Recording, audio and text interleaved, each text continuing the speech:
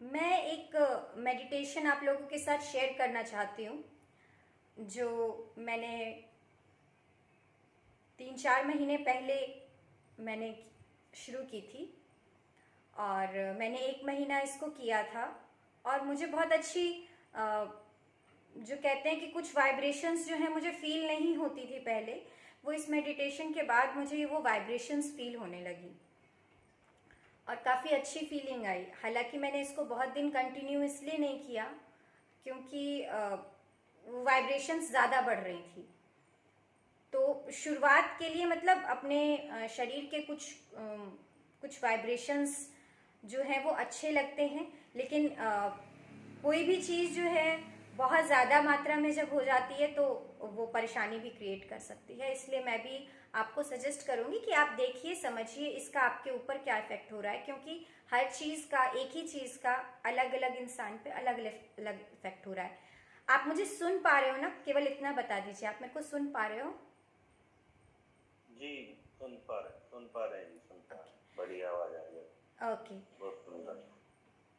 तो मैं इफेक्ट के बारे में बात कर रही थी कि मान लीजिए कि एक ही चीज 10 जने खाएं, है ना? गोलगप्पे 10 जनों ने खाया, हो सकता है कि किसी का पेट खराब हो जाए, किसी को कुछ ना हो, किसी को अच्छा लगे, किसी को तीखा लगे, तो अलग अलग इफेक्ट हो सकते हैं। तो मैं सिर्फ शेयर कर रही हूँ आप लोगों के साथ। आप लोग एक दिन करके देखिए इसको, अगर आपको ठीक लगे तब आप कंटिन्यू कीजिए, अगर आपके शरीर पे इसका नहीं सही इफेक्ट होगा तो आप इसको मत कीजिएगा। और कितने दिन तक, हमेशा एक साधक को बहुत ही माइन्यूट अपने आप को ऑब्जर्व करते रहना चाहिए कि कुछ भी आप जो कर रहे हो उसका आपकी बॉडी पर, आपके मन पर किस तरह का प्रभाव पड़ता है। तो सिर्फ एक ब्लाइंड फॉलोवर बन के या ब्लाइंड होके किसी चीज को फॉलो नहीं करना है कि नहीं तो हम तो खुशी जी को फॉलो करते हैं तो खुशी कुछ भी बोलेगी तो उसको फॉलो करना है, नहीं। हमें अपनी साधना में ये देखना है कि हमको क्या चीज फायदा करती है। इवन मुझे ओशो जी से प्रेम है, लेकिन ऐसा नहीं है कि ओशो जो भी बोलते हैं मैं उसको ब्लाइंडली फॉलो करती हूँ। मैं उनकी बहुत सारी मेडिटेशन टेक्निक्स, बहुत सारी बातें मैं एक्सपेरिमेंट करती हूँ, देखती हूँ, और मुझे लगता है कि नहीं ये मुझ पे काम कर रही है, मेरे लिए अच्छी है, तो मैं इसको करती हूँ। मैंने डायनेमिक भी किया, लेकिन मैंने डायनेमिक मुझे लगता है 15 से 20 दिन किया, उसके बाद मैंने डायनेमिक दोबारा नहीं किया कभी। मुझे डायनेमिक नहीं सूट कर रहा था। तो ऐसा नहीं है कि हर एक को हर एक चीज़ सूट करता है। तो मैं यही बात शुरू करने से पहले बताना चाहती हूँ कि आपको सूट करता है कि नहीं करता है, ये हमेशा आपको देखना है। ठीक है? मैं क्लियर हूँ अपनी बात में? और शायद मैं ये चीज़ इसलिए भी बोल रही हूँ कि मुझे इस बात का दोष ना लगे अगर कुछ गड़बड़ हो तो। मैं भी नहीं हूँ, मैं भी साधक हूँ, मैं गुरु नहीं हूँ, तो मुझे भी बहुत चीज़ें नहीं मालूम है कि किस चीज़ का किस पे क्या इफेक्ट पड़ सकता है, नहीं पड़ सकता है। अगर आपको कोई बीमारी हो और उसका कुछ गलत इफेक्ट पड़ जाए आपके ऊपर, तो प्लीज़ अपने रिस्क पे कीजिएगा। मैं तो फ़ायदे के लिए ही लोगों के लिए कर रही हूँ, लेकिन कुछ गलत हो जाए तो मतलब अपने अपने अपनी तरफ कॉन्शियस होके कीजिएगा कोई भी चीज़। ठीक है? मैं शुरू करूं, बताऊं ठीक है। क्या चीज़ है? ओके। जी मैम। हमारे हाथों में ये जो उंगलियां हैं, ये जो हम मुद्रा बनाते हैं, ज्ञान मुद्रा होती है, और ये विभिन्न मुद्राएं होती हैं, ये अलग अलग एलिमेंट से इनका कनेक्शन होता है ना? इनका जल से होता है, इसका ब्रेन में जाती है, इसका कनेक्शन।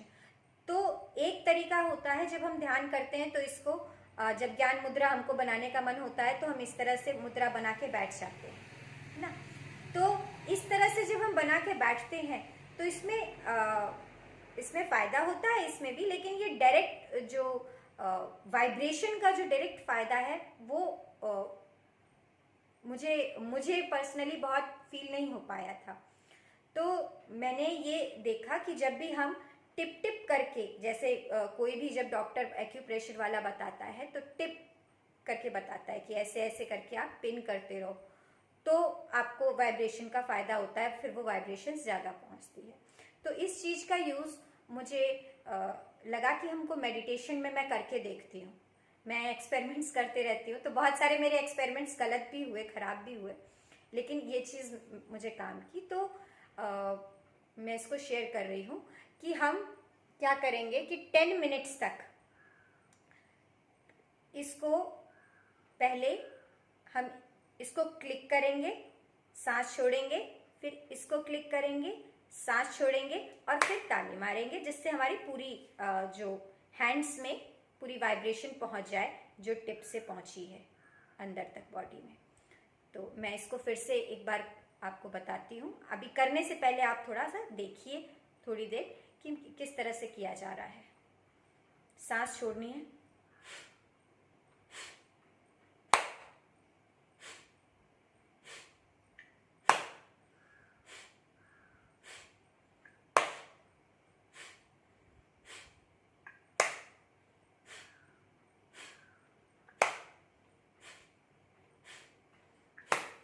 इसको 10 मिनट तक हम करेंगे और उसके बाद इसी ज्ञान मुद्रा को लेकर हम इस तरह से रखेंगे अपने लैप पर।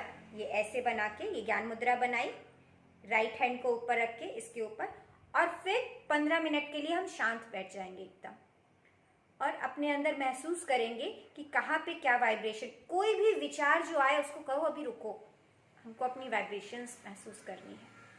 ठीक है, तो वैसे तो बहुत देर तक आपको विचार नहीं आएंगे, ये करने के बाद आप आराम से अपनी वाइब्रेशंस को देख पाएंगे। वाइब्रेशन अगर कोई नहीं भी हो रही है तो भी परेशान नहीं होना है कि हमको वाइब्रेशन नहीं हो रही है। हर चीज में समय लगता है, तुरंत, उस दिन एकता मैम ने बताया था ना, तुरंत कोई चीज घटना नहीं घटती। उनको 3 महीने 4 महीने लगे, लेकिन उनका सर्वाइकल में भी आराम हो गया उनको।